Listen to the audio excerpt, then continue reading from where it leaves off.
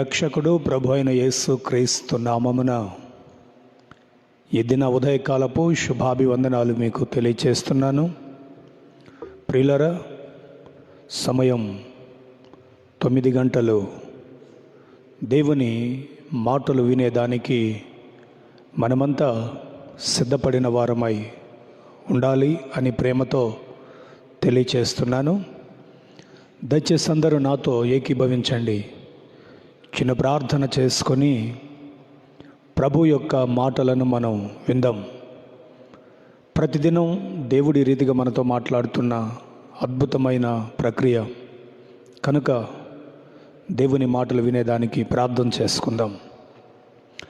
మహాగణుడును మహోన్నతుడవైన మా ప్రియ పరలోకపు తండ్రి, మీ పరిశుద్ధ గణనామమునకు కృతజ్ఞతాస్తుతులు చెల్లిస్తున్నాను. అపారమైన ప్రేమ, ఆరోగ్యకరమైన రెక్కలు గడిచిన దినము గడిచిన రాత్రంతా మమ్మలను కాపాడి ఈ ఉదయకాలం మరలా మీ మాటలు వినేదానికి మమ్మలందరినీ సజీవులుగా నిలిపినందుకు స్తోత్రములు. కృపగల దేవా, మేము ప్రార్థిస్తూ ఉన్నాం. మా ప్రార్థన ఆలకించే దేవుడవు. ఎందుకొరకైతే మేము దివారాత్రులు మీ సన్నిధిలో ప్రార్థిస్తున్నామో ఆ ప్రార్థన ఆలకించి దేశమును ప్రపంచమును స్వస్థపరచమని వేడుకొనుచు ఉన్నాం. భయంకరమైన ఈ వ్యాధి ప్రజలలో ప్రబలుతూ మరణాల సంఖ్య పెరిగిపోతూ ఉన్న ఈ భయంకరమైన దుర్దినములలో మమ్మను మీ రెక్కల చాటున భద్రపరచుకొనమని ప్రార్థిస్తున్నాను. యేసయ్యా, మీ కృపలేనిదే మేము బ్రతకలేము. గొప్ప కార్యాలు చేసే దేవుడవు. యెహోవా దక్షిణ హస్తము సాహస కార్యములు చేయును అని కీర్తనకారుడు వ్రాసిన మాట మా హృదయాంతరంగంలో మరలా మేము జ్ఞాపకం చేసుకుంటూ ఉన్నాం. నిశ్చయముగా మీ హస్తము ప్రపంచం మీద చాపబడునుగాక. ఆరోగ్యం ఇవ్వండి, ఆశీర్వాదం ఇవ్వండి, పూర్వపు స్థితి మరలా ప్రజలకు కలుగు చేయండి. భవిష్యత్తును గురించి భయపడుతున్న వారందరికీ నేనున్నాను అని ధైర్యాన్ని ఇవ్వండి. మీరు ఉండగా మాకు విరోధి ఎవడు లేడని మేము తలంచి నరమాతృలు మాకేమి చేయగలరన్న ధైర్యముతో ముందడుగు వేయుటకు సహాయము చేయమని వేడుకొనొచ్చు ఉన్నాను. నా తండ్రి, నా ప్రభువా, మీకు అసాధ్యమైనది ఏది లేదేసయ్యా. సమస్తము సాధ్యము చేయ శక్తి కలిగిన దేవుడవు, కృపా సత్య సంపూర్ణుడవు, రాజులకు రాజువు, ప్రభువులకు ప్రభుడవు. నిన్ను పోలిన వాడెవ్వడు ఈ ప్రపంచంలో లేరు. కాబట్టి మీ అద్భుత కార్యాలు ప్రజల జీవితంలో జరిగించి భూమిని సమాధానపరచి పూర్వపు వైభవముతో ఎవరి పనులలో వారిని నడిపింప చేయమని వేడుకొనొచ్చు. వర్తమానాన్ని వింటున్న నా ప్రియ మిత్రులందరినీ, నా తోటి సహ దైవదాసులను, అలాగునే నీ పిల్లలను మీరు జ్ఞాపకం చేసుకోనమని వేడుకొనుచున్నాను. కొద్దిగా ఆర్థిక ఇబ్బందులతో బాధపడుతున్న ప్రతి బిడ్డను మీరే పోషకుడిగా ఉండి పోషించండి. దైవమా, ఆకాశ వాక్యములను విప్పి ఈ సమయంలో నీ గుప్పెలు విప్పి ప్రతి జీవి కోరికను తృప్తిపరిచిన దేవునిగా నీ బిడ్డలను మీరు జ్ఞాపకం చేసుకోనమని వేడుకొనొచ్చు. వర్తమానాన్ని ప్రకటించబోతున్న నన్ను మీ ఆధీనములో ఉంచుకొనమని సమస్త ఘనత మహిమ ప్రభావములు మీకు మాత్రమే ఆరోపిస్తూ మా ప్రియరక్షకుడు పునరుద్ధానుడైన యేసుక్రీస్తు దివ్య నామములో ప్రార్థించి వేడుకొనుచున్నాను తండ్రి. Amen, amen. క్రీస్తునందు ప్రియులైన మీకు మన ప్రభువును రక్షకుడైన యేసుక్రీస్తు పరిశుద్ధ నామములో నా ప్రేమపూర్వకమైన వందనాలు. దేవుడు తన కృపతో మిమ్మల్ందరినీ కాచి కాపాడును గాక. ప్రియులరా, మీరంతా క్షేమంగా ఉన్నారు కదూ? దేవుని మహాకృప, మీ ప్రార్థన ఫలితం సేవకులముగా, కుటుంబముగా, సంఘముగా మేము కూడా క్షేమముగా ఉన్నామని చెప్పుటకు సంతోషించుచున్నాం. దేవుడు తన మహావాత్సల్యము చేత మనలందరినీ అనుదినము అనుక్షణము ఒకడు తన కనుపాపను కాపాడుకున్నట్లు మనలను ఆయన కాపాడుతున్న విధానమును బట్టి ఆయనకు మహిమను ఆరోపిస్తూ ఉన్నాను. ప్రియులరా, నమ్మదగిన దేవునిని కలిగి ఉన్న మనం ధన్యులము అని చెప్పుటలో ఏ సందేహము లేదు. ఆశ్చర్యకరుడు ఆశ్చర్య కార్యములు చేయువాడు, అద్భుతాలు చేయువాడు, సృష్టికర్త సమాధానపు అధిపతి, సర్వ సమృద్ధినివ్వగలిగిన దేవునిని కలిగి ఉన్న జనులుగా ధన్యకరమైన జీవితాన్ని చేస్తున్నాం అనేది గొప్ప దేవుని యొక్క ఆధ్యాత్మిక అనుభవము అని నేను మీకు తెలియచేస్తున్నాను. ఈ దినం మీ కొరకు కొన్ని మాటలు గత దినం ప్రార్థన చేసి పరిశుద్ధ గ్రంథమును చదివినప్పుడు ప్రభు కొన్ని విషయాలు నాకు తెలియచేశారు. ఇది ఒకంత కొందరికి బాధను లేదా కొందరికి ప్రతికూలతను కలిగించే మాటలై ఉండవచ్చు. అయినను మరల ప్రపంచంలో ఉన్న ప్రతి వారి యొక్క బాధ్యతను జ్ఞాపకం చేసే ఆధ్యాత్మికమైన నియమము అని నేను ఆత్మదేవుని ఆధీనములో ఈ మాటలు మీకు ప్రకటన చేయుటకు ఇష్టపడుతున్నాను.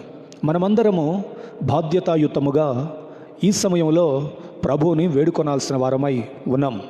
ఆ మహాదేవుని వాత్సల్యము మన మీదకు దిగి వచ్చేంత వరకు మనము దేవునిని వేడుకుంటూనే ఉండాలి. గత దినం నేను వాట్సాప్లో ఒక చక్కని సాక్ష్యాన్ని చూశాను. అదేమిటంటే కేరళ సీఎం గారు ఒక ప్రెస్ మీట్ పెట్టి చక్కగా అక్కడ ఒక మాటను తెలియచేస్తున్నాడు. ఆరంభంలో కోవిడ్-19 అనే ఈ వ్యాధి కేరళలో బహు భయంకరంగా ప్రబలుతూ ఉంది. అయితే యేసుక్రీస్తు దయ వలన, దేవుని వాత్సల్యము వలన మా రాష్ట్రంలో ఈ కోవిడ్-19 అనే దాన్ని మేము కట్టడి చేయగలిగాము అని ఆయన చెప్తున్న సాక్ష్యం నాకు చాలా సంతోషాన్ని కలుగు చేసింది. అందుకు దేవునికి నేను కూడా కృతజ్ఞతాస్తుతులు చెల్లించి దేవునిని ఘనపరిచి ఉన్నాను. ప్రియులారా, జ్ఞాపకం చేసుకుందాం. ఒక రాష్ట్రాన్ని పరిపాలిస్తున్న CM, chief minister, honourable chief minister, గౌరవప్రదమైన ఉన్నతమైన బాధ్యత కలిగిన ఒక ఉద్యోగంలో ఉన్న సీఎం గారు ప్రభు యొక్క సాహస కార్యాన్ని, ప్రభు యొక్క ఘనమైన కార్యాన్ని ప్రపంచానికి చాటి చెప్పుటకు వెల్లడి చేసిన ఓ చక్కని అనుభవం గత దినం నేను చూసి హృదయం నిండా ఆనందముతో దేవునిని స్తుతించాను, ఘనపరిచాను. వాస్తవమే, ప్రభువుకి అసాధ్యమైనది ఏది లేదు. ప్రభు యొక్క కృప మనకు బహుగా విస్తరించబడుతుంది అని చెప్పుటలో ఏ సందేహము కూడా లేదు. ప్రార్థించేవారు ఎక్కడున్నా అక్కడ ప్రభు యొక్క మహత్తరమైన కార్యాన్ని మనము చూడగలుగుతాము అని నేను జ్ఞాపకం చేస్తున్నాను. ఆయన చెప్పిన మాటలో ఆనందం, సంతోషం వాస్తవమే. అది ఎలాంటి ప్రమాదకరమైన స్థితి అయినా ప్రభువుకి అసాధ్యమైనది లేదు అనేది వారు నమ్మిన నమ్మకం. నమ్మింత నీ వలనైతే నమ్మవానికి సమస్తము సాధ్యమే కదా అని ప్రభువు చెప్పిన మాట వారి పట్ల అక్షరాల నెరవేర్చబడింది.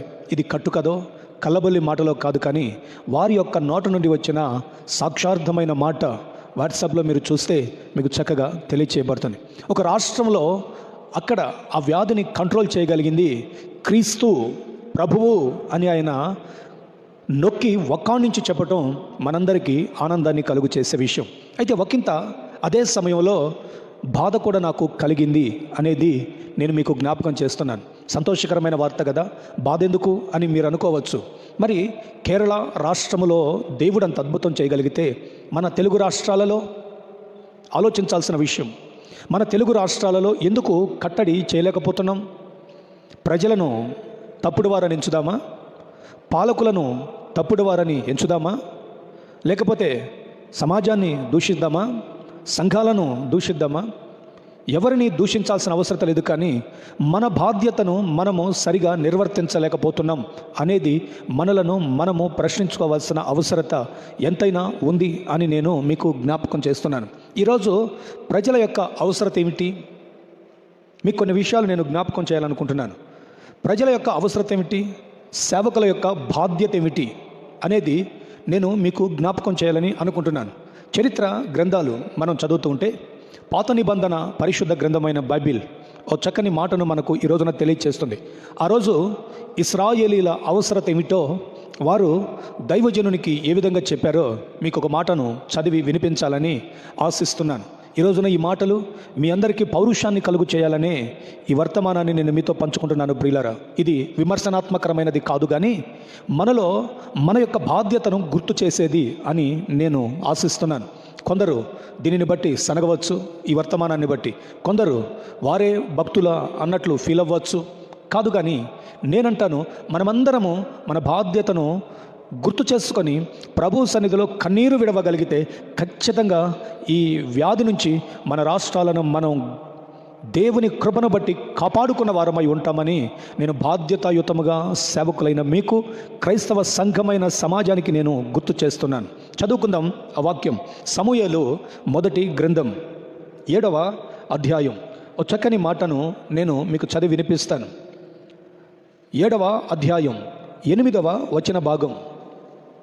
మన దేవుడైన యెహోవాను ఫిలిస్తీన్ల చేతిలో నుండి మనలను రక్షించున్నట్లుగా మా కొరకు ఆయనను ప్రార్థన చేయుట మానవద్దని సమూయేలు నద్ద మనవి చేసిరి.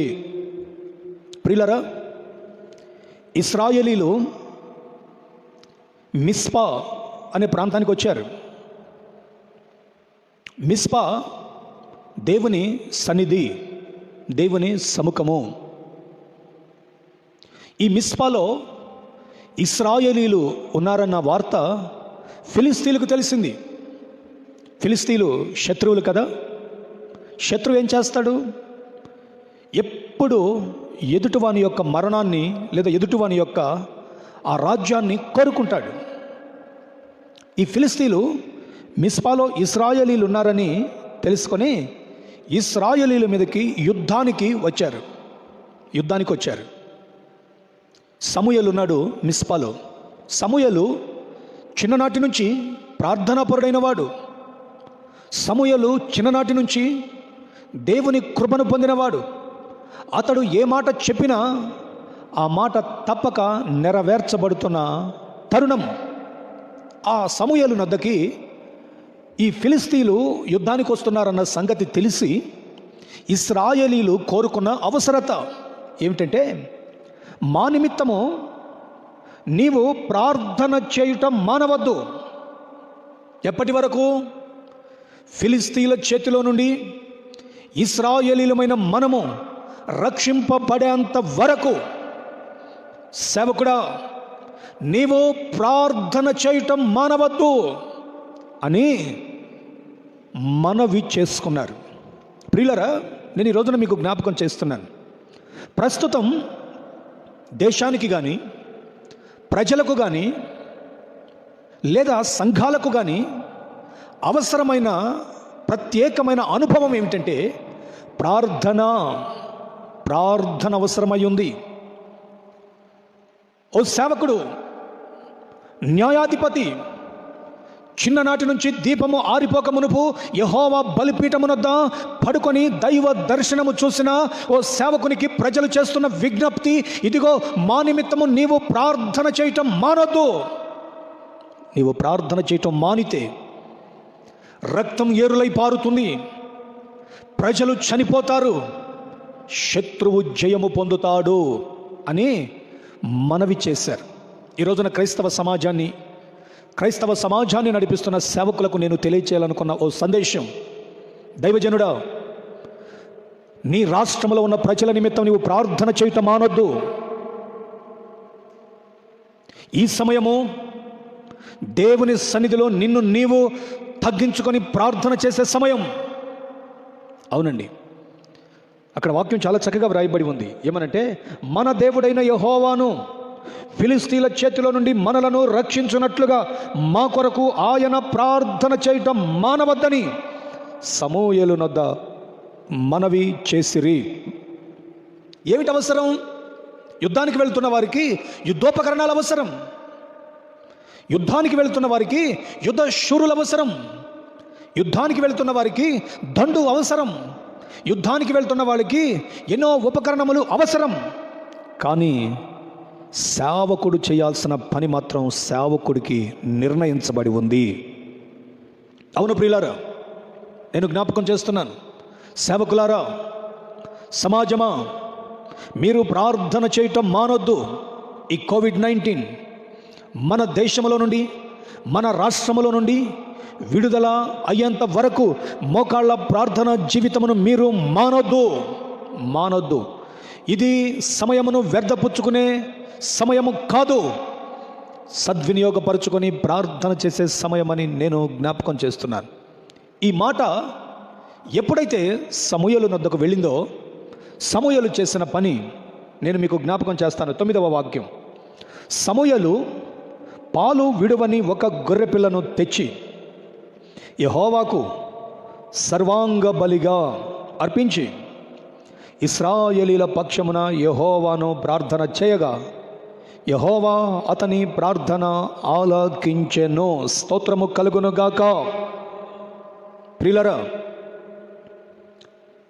సమూయేలు పాలు విడువని ఒక గొర్రెపిల్ల, నిర్దోషమైన గొర్రెపిల్ల, దాన్ని తీసుకొచ్చి బలిపీఠం మీద పెట్టి సర్వాంగ బలిగా యెహోవాకు అర్పించాడు. ఆశ్చర్యకరమైన విషయం గమనించాలి మీరు.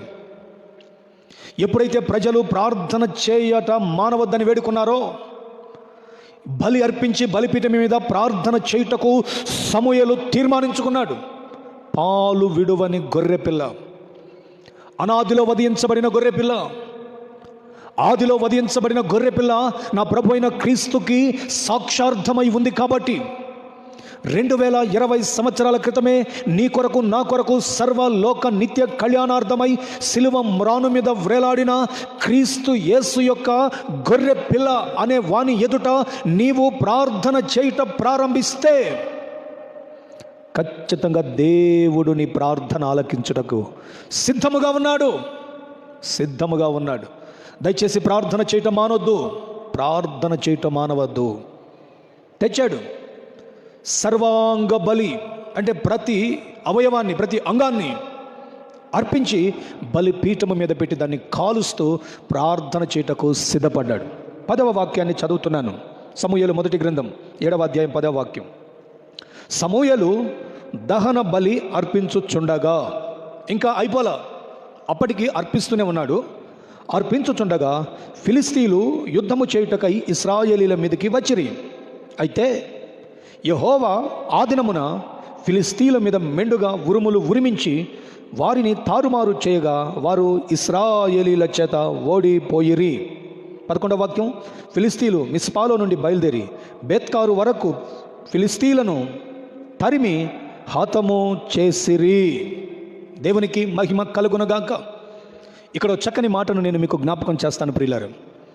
గొర్రెపిల్లను తెచ్చాడు, పాలు విడువని ఒక గొర్రెపిల్ల, నిర్దోషమైన గొర్రెపిల్లను తెచ్చి బలిపీఠము కట్టి ఆ బలిపీఠం మీద గొర్రెపిల్లను పెట్టి అర్పించుటకు సమూయేలు సిద్ధపడ్డాడు.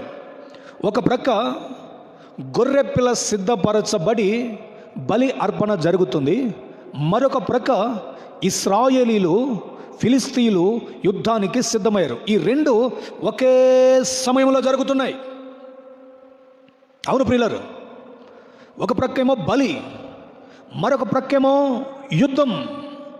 ఈ రెండు జరుగుతున్నప్పుడు ఆకాశమందున్న దేవుడు స్పందించి ప్రకృతిలో విపత్తును కలుగు చేసి ఉరుములను ఉరిమించగా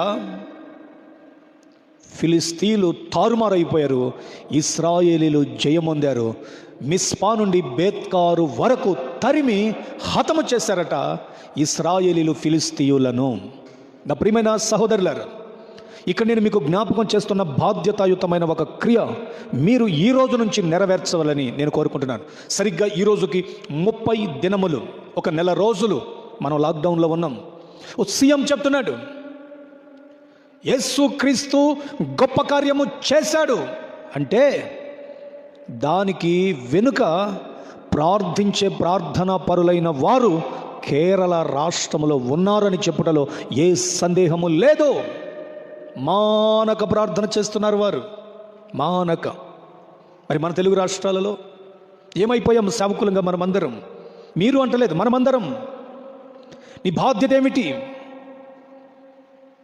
ఒక పక్కన బలి అర్పించాలి, మరొక ప్రక్కన యుద్ధము జరగాలి. ఆల్రెడీ యుద్ధము జరుగుతుంది, కానీ బలి అర్పించట్లేదు మనం. వైద్యులు యుద్ధం చేస్తున్నారు, వాలంటీర్ వ్యవస్థ యుద్ధం చేస్తుంది, పోలీస్ శాఖ వారు యుద్ధం చేస్తున్నారు. మరో ప్రక్క పారిశుద్ధ్య కార్మికులు పట్టణాలు రాత్రింబగళ్ళు శుద్ధి చేస్తున్నారు. కానీ బలి మాత్రం జరగటలేదు. సిగ్గుపడాల్సిన విషయం. అతిశయిస్తున్నాం మనం ఈ రోజున. బలి అర్పించగలిగిన సేవకుడవేనా?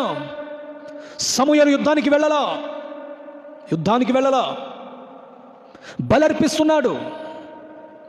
పాలు విడవని గొర్రె పిల్లను తెచ్చి బలి అర్పిస్తున్నాడు. సేవకుని బాధ్యత. ఈ రెండు ఒకేసారి జరగాలి ప్రియులరా. నా ప్రియ దేవుని సేవకులరా, మీరు ఘనులు, గొప్పవారు. ఈ రోజున పబ్లిసిటీ కోరుకునే సమయము కాదు ఇది. మోకాళ్ళుని సమూయేలు బలి అర్పించినట్లు నీవు కూడా దేవుని మీద ఆనుకొని ప్రార్థన అనే బలిపీఠము కట్టుకొని నిన్ను నీవు అప్పగించుకోవాల్సిన బలి సమయం ఆసన్నమైనదని నేను జ్ఞాపకం చేస్తున్నాను. అందుకే దైవజనుడైన పౌలు ఈ విధంగా వ్రాస్తాడు. రోమీలకు రాసిన పత్రిక 12వ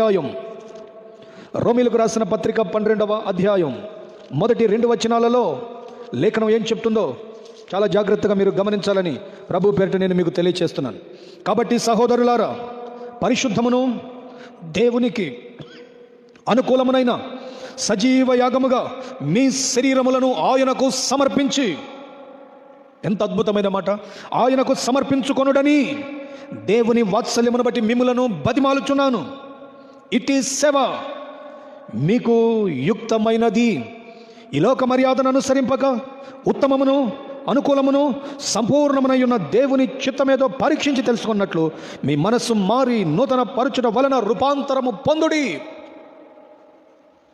లేఖనం చక్కగా చెప్తుంది ప్రియులారా. సమూయేలు బలిపీఠము కట్టాడు, బలి అర్పిస్తున్నాడు.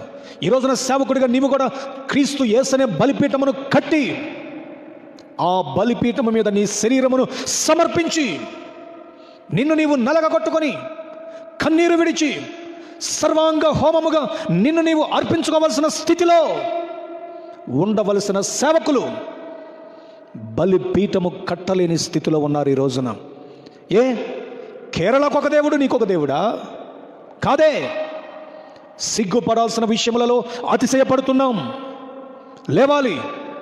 క్రీస్తు యేసనే బలిపీఠము మీద మన శరీరములను సమర్పించాలి. ప్రార్థన చేయటం మనము మానొద్దని వాక్యము చెప్తుంది. మీకు జ్ఞాపకం చేస్తాను ప్రియులారా, జాగ్రత్తగా ఉండండి, వినండి. ఓ ప్రక్కన నీ దేహము బలిపీఠము మీద ప్రార్థన అనుభవంలో కాలుతుంటే, మరొక ప్రక్కన యుద్ధము జరుగుతుంటే, అప్పుడు దేవుడు స్పందించి నీ ప్రార్థనకు గొప్ప ఫలమునిచ్చి ఈ యుద్ధమునకు నిన్ను విజయాన్ని పూరించే ఒక పాత్రగా నిలిపి ప్రజలకు విజయాన్ని ఇస్తాడనేది వాస్తవం. పబ్లిసిటీ కోరుకుంటున్నారు ఈ రోజున సేవకులు. బాధ ఇట్లేదు పబ్లిసిటీ. పులిహార పొట్లాలు పంచుకుంటూ పబ్లిసిటీ, కూరగాయలు పంచుకుంటూ పబ్లిసిటీ. పంచొద్దని కాదు నేను చెప్పేది. దానికి మీ సంఘములలో కొందరు పెద్దలను నిర్ణయించండి. సేవలో ఇదొక భాగం. ఆపత్కాలంలో ఉన్నవారిని ఆదుకోవటం, విధవరాండ్రకు సహాయం చేయటం, లేని వారికి ఆకలి తీర్చడం, ఇదే కదా నాకు ఇష్టమైన ఉపవాసం అని ప్రవచన గ్రంథకర్త యెషయా చెప్పిన మాటను నెరవేర్చండి. అయితే మీ సంఘములో కొందరిని పంపించండి, మీరు మాత్రం బలిపీఠం మీద కాలండి.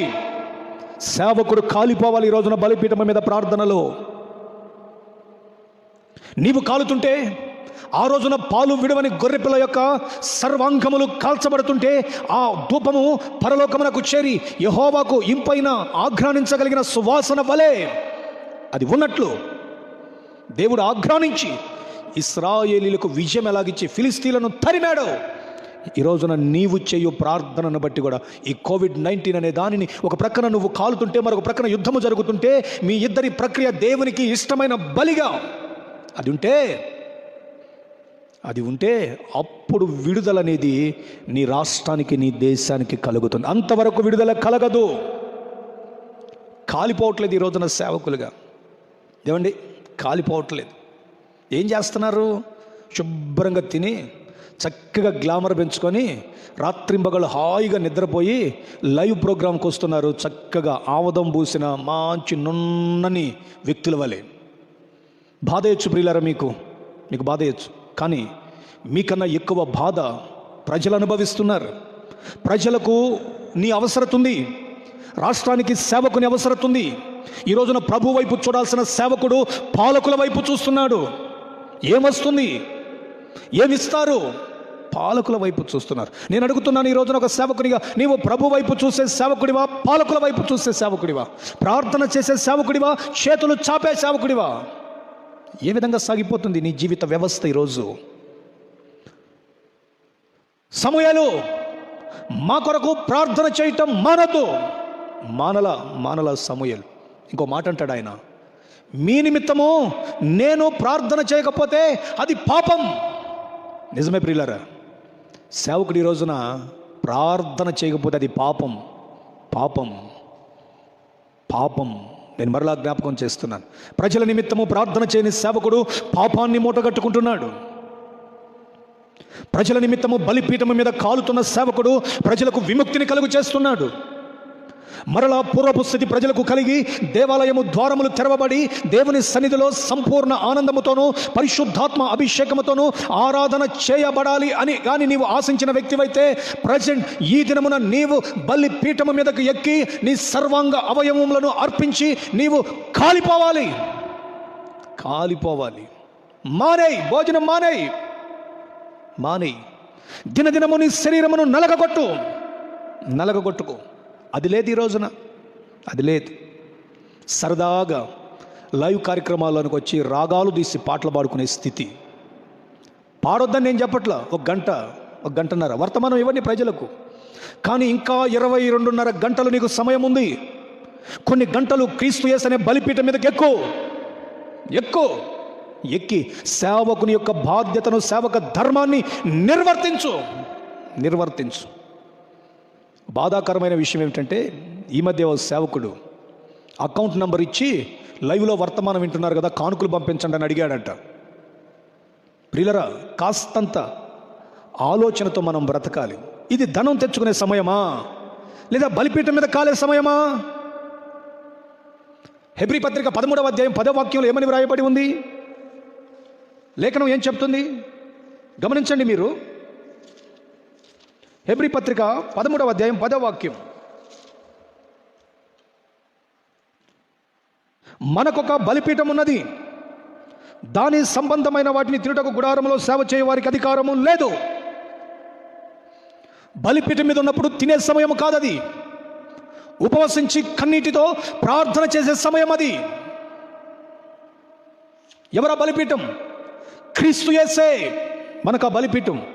ఆ బలిపీఠం మీద ఈ రోజున నీ సర్వాంగ అవయవములు కాల్చబడాలి. గ్లామర్ పెంచుకునే సమయం కాదు సేవకులారా. మీరు తిట్టుకున్నా పర్లేదు, కానీ పరిశుద్ధాత్ముడు నాకు తెలియచేయబడిన మాట నేను చెప్తున్నాను. నీ ఒక సమూయేలు వలె ఎందుకు మారకూడదు? నీ ప్రజల యొక్క విజయమును నీవెందుకు కాంక్షించకూడదు? లేఖనం చెప్తుంది, ఒక ప్రక్క బలర్పిస్తున్నాడు, ఒక ప్రక్క యుద్ధం జరుగుతుంది. పోలీసు వారికి కానివ్వండి, పారిశుద్ధ్య కార్మికులకు కానివ్వండి, వైద్యులకు కానివ్వండి, స్వచ్ఛంద సంస్థల వారికి కానివ్వండి, హ్యాట్స్ ఆఫ్. మీరు చేస్తున్న ప్రాణానికి తెగించిన యుద్ధాన్ని బట్టి. కానీ సేవకులుగా మా బాధ్యతను మేము కూడా జ్ఞాపకం తెచ్చుకొని ఈ రోజున బలి అర్పించవలసిన వారమై ఉన్నామని తెలుగు రాష్ట్రాలలో ఉన్న సేవకులకు ఈ రోజున నేను విజ్ఞప్తి చేస్తున్నాను. అన్ని సక్రమంగా ఉన్నప్పుడు కాదు నీవు ప్రసంగించాల్సింది. ప్రతికూల పరిస్థితులలోనే నీవు దేవుని పిల్లలను సంరక్షించుకునే ఓ దేవుని సేవకునిగా ప్రార్థన చేయువాడవై ఉండాలి. రోమపత్రికలో రాయబడిన మాటలు మీరు జ్ఞాపకం చేసుకోండి.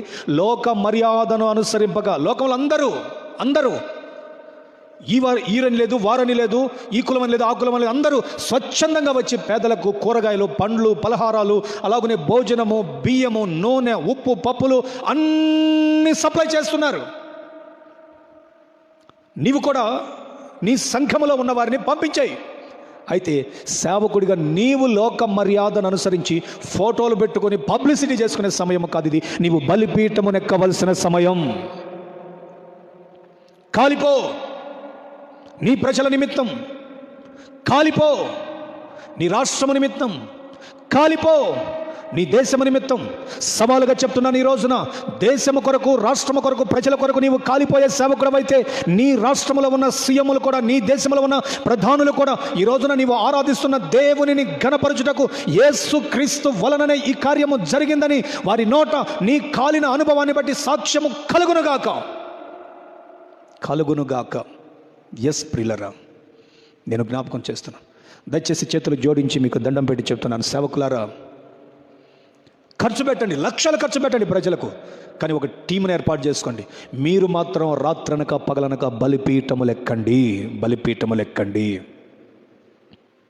విమర్శ కాదు ఇది, బాధ్యతను గుర్తు చేస్తున్నాను. ప్రజల అవసరతలో ఉన్నారు. ప్రజలకు కావాల్సిన అవసరం ఏమిటి? ప్రార్థన.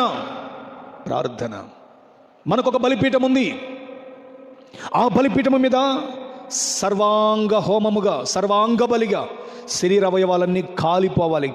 కడుపు కాలాలి, చేతులు కాళ్ళు కాలాలి, తల కాలాలి, సమస్త అవయవములు కాలిపోయి నీవు కన్నీరు విడుచుచు ప్రభు పాదాలు పట్టుకునే సమయం ఇది.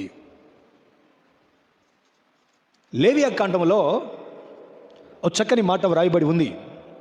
అదేమిటంటే, మోషే యాజకుడు లేదా ప్రత్యక్షపు గుడారములో సేవ చేసే సేవకుడైన ఆరోన్కి అతని కుమారులకు చెప్పిన మాట.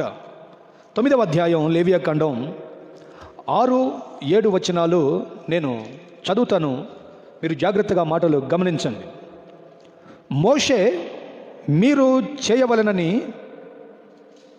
యెహోవా ఆజ్ఞాపించినది ఇదే, అట్లు చేయుడి. దేవుడు ఆజ్ఞాపించినది మాత్రమే చేయండి. ఏం ఆజ్ఞాపించాడు? అప్పుడు యెహోవా మహిమ మీకు కనబడుననెను. ఏం ఆజ్ఞాపించాడంటే 7వ వచనములో, మరియు మోషే అహరోనుతో ఇట్లనెను, నీవు బలిపీఠమునొద్దకు వెళ్ళి పాప పరిహారార్థ బలిని, దహన బలిని అర్పించి నీ నిమిత్తమును ప్రజల నిమిత్తమును ప్రాయశ్చిత్తము చేసి ప్రజల కొరకు అర్పణము చేసి యెహోవా ఆజ్ఞాపించినట్లు వారి నిమిత్తము ప్రాయశ్చిత్తము చేయుము. కాబట్టి అహరోను బలిపీఠము దగ్గరకు వెళ్ళి తన కొరకు పాప పరిహారార్థ బలిగా ఒక దూడను వధించెను. దేవునికి స్తోత్రము కలుగునుగాక. ఏమిటి యాజకుని బాధ్యత? ఏమిటి సేవకుని బాధ్యత? సేవకుడు దేవుని మహిమను చూడాలంటే, దేశంలో స్వస్థతను చూడాలంటే, ప్రజలలో దేవుని మహిమ మరలా ప్రబలాలంటే సేవకుడు ఖచ్చితంగా బలిపీఠమునొద్దకు వెళ్ళాలి. సేవకుడు పబ్లిసిటీ కోరుకునే సమయము కాదు ఇది, ధనము కోరుకునే సమయము కాదు ఇది. నీవు నీ కుటుంబాన్ని, నీ సంఘాన్ని, నీ పిల్లలను మరిచిపోయి క్రీస్తు యేసనే బలిపీఠము మీద రాత్రింబగళ్ళు కన్నీటితో నీ దేహము కాలిపోవాలి. నీ దేహం చేయగలుగుతున్నావా ఇట్టి ప్రార్థన? క్రీస్తు యేసనే బలిపీఠం మీద ఎక్కావా? నీ నిమిత్తము, నీ ప్రజల నిమిత్తము పాప పరిహారార్థ బలిగా యెహోవా కట్టడను నీవు చేస్తే దేవుని మహిమ మీకు కనబడుతుంది. దేశములో, రాష్ట్రములో, నీ సంఘములో. ప్రజల నిమిత్తం ఏం చేస్తున్నావు? పులిహార పొట్లాలు పంచుతున్నావు అంతే. ప్రాయశ్చిత్తము చేయట్లా, బలిపీఠాలు కట్టట్లా. అట్లా పంచేవాళ్ళు చాలామంది ఉన్నారు, చేస్తున్నారు, మీరు చేస్తున్నారు. లోకమర్యాదను అనుసరింపక, పాపం వాళ్ళకి ఏం తెలుసు? ప్రభువుని ఎరగని వారికి ఏం తెలియదు. పులిహార పొట్లాలు పంచాలని తెలుసు వాళ్ళకి, ప్రార్థన చేయటం తెలియదు కదా. మరి నీవు నేను ప్రజల నిమిత్తం ప్రార్థన చేయవారమై ఉన్నాం కదా, అప్పుడే దేవుని మహిమను నీవు చూస్తావు. మోషే వచ్చి అహరోనుతో చెప్తున్నాడు, అహరోన్, నీవు నీ కుమారులందరూ వెళ్ళి బలిపీఠం కట్టండి. ప్రజల నిమిత్తము. నాయకుడు, మన తెలంగాణ రాష్ట్ర సీఎం గారు కూడా కోరుకుంటున్నాడు, కేసీఆర్ గారు, మేము దేవునికి ప్రార్థన చేస్తున్నాం, దేవుడు కరుణించాలని.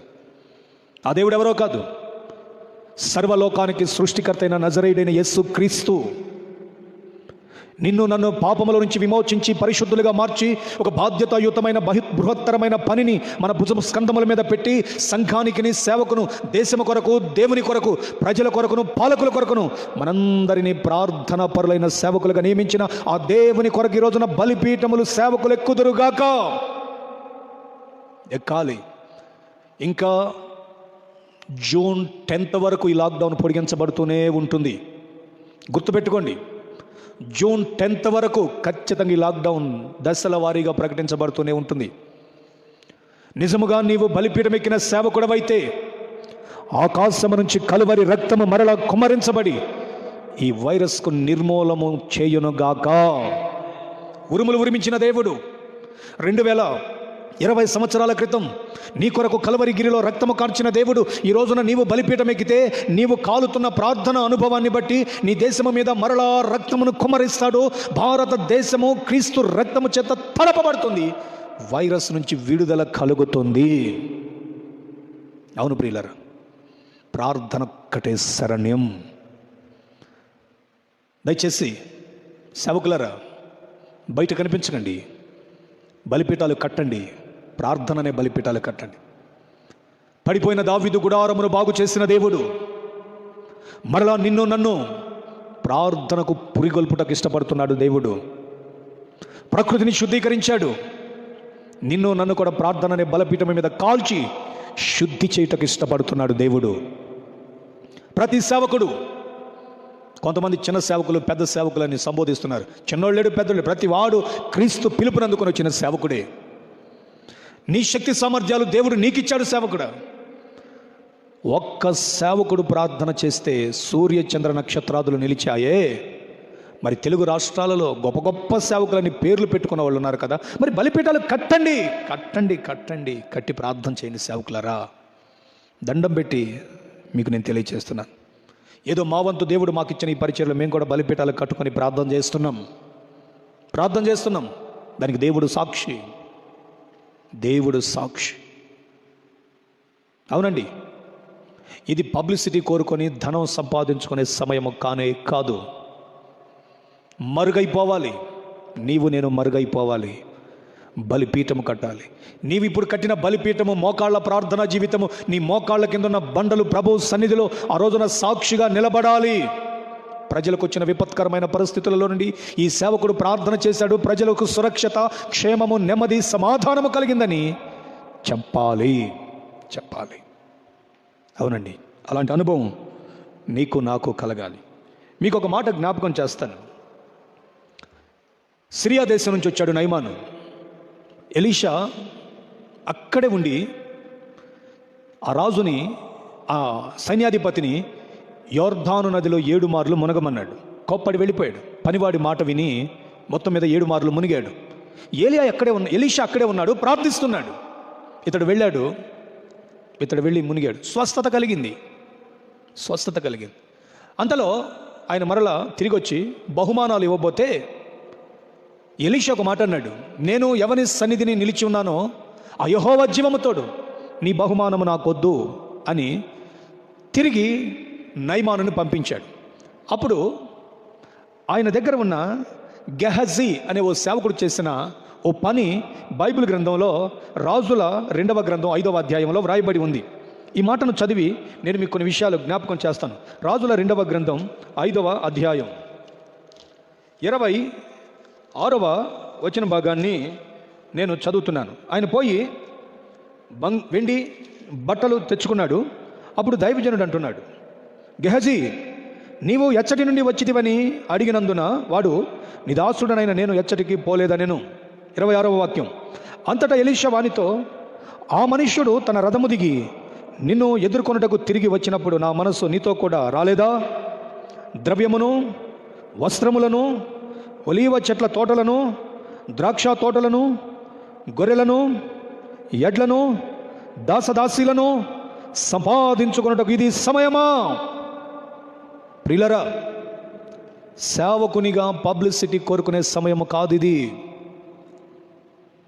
బలిపీఠమునెక్కవలసిన సమయం. నాకు ఆ మాట ఎంత బాధను కలుగు చేసిందో. మీరు నమ్మినా నమ్మకపోయినా ప్రభువును బట్టి నేను ఆ మాట మీతో చెప్తున్నాను. పాపం రోజు కూలికి వెళ్ళే కుటుంబం అది. పనులన్నీ ఆగిపోయాయి. వారికి ఒక మెసేజ్ వచ్చింది ఫోన్లో, లైవ్లో వాక్యం వింటున్నారు కదా, డబ్బులు పంపించండి, దశంభాగాలు పంపించండి, కానుకలు పంపించండి అని. ద్రవ్యము, గొర్రెలు, ద్రాక్ష తోటలు, ఎడ్లు, దాసదాసీలు సంపాదించుకునే సమయం ఇది. సేవకుడా, సమయం ఇది కాదే. ప్రజల కొరకు నీవు కాలిపోవాల్సిన సమయం ఇది. బలిపీఠం మీద యుద్ధము జరుగుతుంది, కానీ బలిపీఠం మీద దహన బలి అర్పించబడటలా. అందుకే ఇంకా నీ రాష్ట్రానికి విడుదల కలగల, నీ దేశానికి విడుదల కలగల. నీవు నిజముగా పిలవబడిన సేవకుడవైతే అహరోను కుమారుల వలె నీవు ఏర్పరచబడిన సేవకుడవైతే బలిపీఠము మీదకు రా. దేవుడు నీకు, నీ దేశానికి, నీ పట్టణానికి విమోచన దయచేయుటకు ఇష్టపడుతున్నాడు. అవునండి, ఆయన సన్నిధిలో విచారణ చేయవాడవై ఉండాలి. మీకు ఒక మాట చదివి వినిపించి ప్రార్థన చేస్తాను. యెషయా గ్రంథం 65వ అధ్యాయం 10వ వచన భాగాన్ని చదువుతున్నాను. జాగ్రత్తగా వినండి. నన్ను గూర్చి విచారణ చేసిన నా ప్రజల నిమిత్తము షారోను గొర్రెల మేత భూమి అగును, ఆ కోరు లోయ పశువులు పరుండు స్థలముగా ఉండును. మరలా మాటను చదువుతున్నాను ప్రియులారా. నన్ను గూర్చి విచారణ చేసిన నా ప్రజల నిమిత్తము. ప్రభువుకు ప్రార్థన చేసినప్పుడు ప్రజల నిమిత్తము దేవుడు 2 కార్యాలు చేస్తున్నాడు. బలిపీఠం మీదకి ఎక్కిన సేవకుడు విచారణ చేస్తే దేవుడు 2 కార్యాలు చేస్తున్నాడు. షారోను గొర్రెల మేత భూమి అగును అంటే ఇంతకుముందు అది పచ్చని వనము కాదా? వాక్యపు ఆధారం ఏముంది? యెషయా గ్రంథం 33వ అధ్యాయం 9వ వాక్యంలో, యెషయా గ్రంథం 33 9వ వాక్యంలో ఏమని ఉందంటే, దేశము దుఃఖించి క్షీణించుచున్నది. అండర్లైన్ చేయండి సేవకులారా, దేవుని పిల్లలారా. దేశము దుఃఖించి క్షీణించుచున్నది. కారణం ఏమిటి? లెబానోను సిగ్గుపడి వాడిపోతున్నది, షారోను ఎడారి ఆయను, భాషాను కర్మేలు తమ చెట్లు ఆకులను రాల్చుకొనుచున్నవి. ఆశ్చర్యంగా లేదు? దేశము దుఃఖించి క్షీణించుచున్నది. దేశము దుఃఖించి క్షీణించుచున్నది, ఏడుపు. లెబానోను సిగ్గుపడి వాడిపోవచ్చున్నది. లెబానోను పర్వత శిఖరము అందమైన రమ్యము కలిగినది, షారోను ఎడారి ఆయన. దేవుడు అంటాడు, నా నిమిత్తము విచారణ చేసిన ఎడల, నా ప్రజల నిమిత్తము నేనేం చేస్తానో తెలుసా? షారోను పొలమును అనగా ఎడారిగా మార్చబడిన దానిని గొర్రెలకు మేత భూమిగా మారుస్తాను. ఈరోజు దేశం ఎడారైపోయింది. షారోను వలె ఉండాల్సిన పచ్చని దేశం ఎడారైపోయింది. ఆహారం దొరకట్లా, గొర్రెలు ఇబ్బంది పడుతున్నాయి. అయితే దేవుడు అంటున్నాడు, ఏ సేవకుడైతే నిజముగా సేవ చేయు నిమిత్తము బలిపీఠము నెక్కి ప్రార్థన చేస్తాడో, నన్ను వెతుకుతాడో, నా సన్నిధిలో విచారణ చేస్తాడో, అతని నిమిత్తము, అతని ప్రజల నిమిత్తము ఎడారిగా మార్చబడిన షారోనుని మేత భూమిగా గొర్రెల కొరకు మారుస్తాను. రెండోది అంటున్నాడు ఆయన, ఆకోరు లోయను పశువులు పరుండు స్థలముగా ఉండును. ఆకోరులో ఏంటి? ఆకోరులోయలో ఏం జరిగింది? అదిగో, వెండి బంగారము షినారు వస్త్రమును ఆశించిన ఆకాను ఆకోరు లోయల్లో చంపబడ్డాడు రాళ్లతో. బాధ కలిగిన లోయ, ఆకోరు లోయ బాధ కలిగిన లోయ. అవును ప్రియులరా, తన కుటుంబం అంతా చనిపోయింది. రాళ్లతో కొట్టి చంపబడ్డారు చేసిన పాపాన్ని బట్టి. అయితే ఓ సేవకునిగా నీవు బలిపీఠం ఎక్కి పాప పరిహారార్థ బలిని ప్రార్థనలు నీవు అర్పించగలిగితే, సర్వాంగ బలిగా సమూయేలు పాలు విడవని గొర్రె పిల్లను అర్పించినట్లు నీవును అర్పించగలిగితే, ఆ బాధ అనే లోయ ఈరోజు పశువులు అనగా గొర్రెలు పరుడుటకు విశ్రాంతి స్థలముగా మార్చబడుతుంది. యెహోషువ గ్రంథం 7వ అధ్యాయం 26వ వాక్యాన్ని చదివి ప్రార్థన చేసుకుందాం. యెహోషువ గ్రంథం 7వ అధ్యాయం 26వ వచన భాగం.